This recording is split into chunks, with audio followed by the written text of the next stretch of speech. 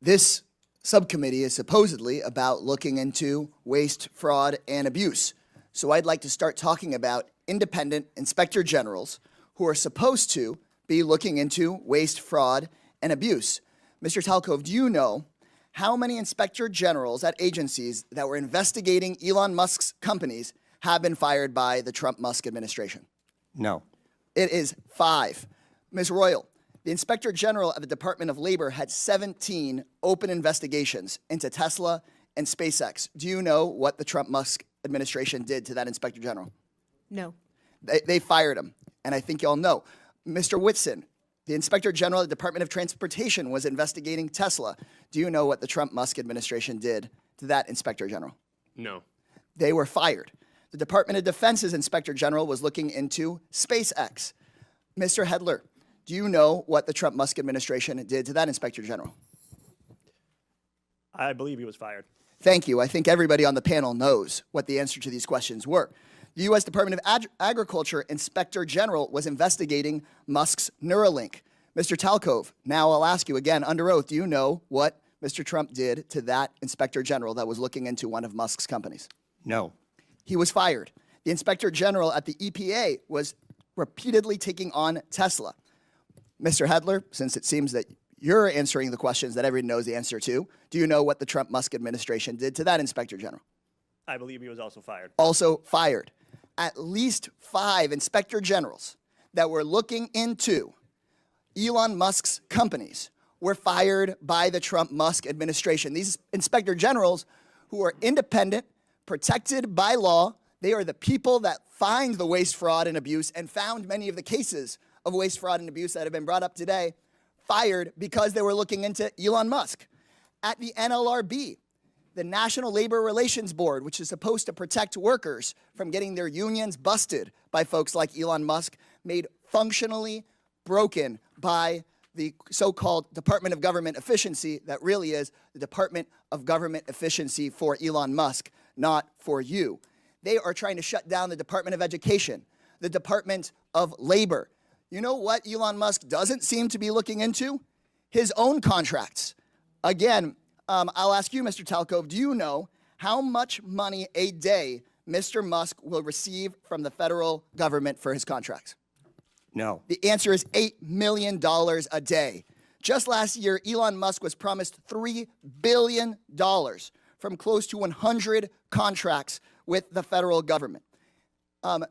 Ms. Royal, do you know how much the average person in this country who survives on Social Security, one of our seniors who's worked their entire life, about how much they have to survive on a day? I do not. $65 a day. We're not looking into Elon Musk's $8 million a day. This subcommittee, chaired by Marjorie Taylor Greene and the House Republicans, is looking into your grandmother's $65 a day. Let me be clear.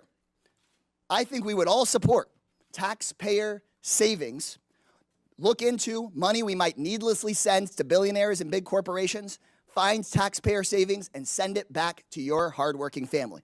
But instead, what House Republicans and the Trump-Musk administration want to do is they want to look into your kids' lunch money, your kids' teacher's salary, into your grandparents' Social Security. They want to take that money and give it out in billionaire tax cuts, and they're talking about that in committee tomorrow. In Budget Committee tomorrow, they just released their plan. So let me be clear. When Republicans talk about government efficiency in this Congress, they're not looking into billionaires who don't pay their taxes. They're not looking into billionaires who get rich off of government contracts. They're not looking into Elon Musk firing watchdogs who are supposed to keep him accountable. They're looking at cutting your public schools. They're going straight for your Social Security. They're coming straight for cancer research. They're coming straight for the Department of Education. They're not looking at big tech. They're not looking at big pharma because those people fund their campaigns. If this committee were serious about rooting out waste from our federal government, then today's whole hearing would be about how Musk and Donald Trump are firing the independent watchdogs who've done this work for decades. Instead, my Republican colleagues' actual goal on this committee is to distract from Trump and from Musk's corrupt war on accountability. This will not be a subcommittee dedicated to making government efficient for everyday people. It's about helping Elon Musk and Donald Trump be as efficient as possible in robbing our government and handing out our government services to the rich.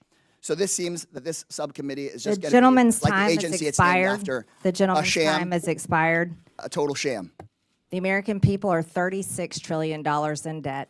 It certainly seems reasonable that someone has been fired. I now recognize the gentleman from Tennessee. You're gonna put us Mr. further in debt Burchett. with your billionaire You're tax not cuts. recognized. Mr. Burchett, you're recognized for 5 minutes.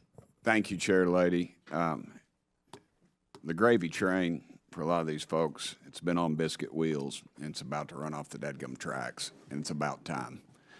Could you imagine standing up here and defending waste, fraud, and abuse? But I think that's what we're seeing. When people squeal and don't ask questions, I think it shows the American public what the heck's going on.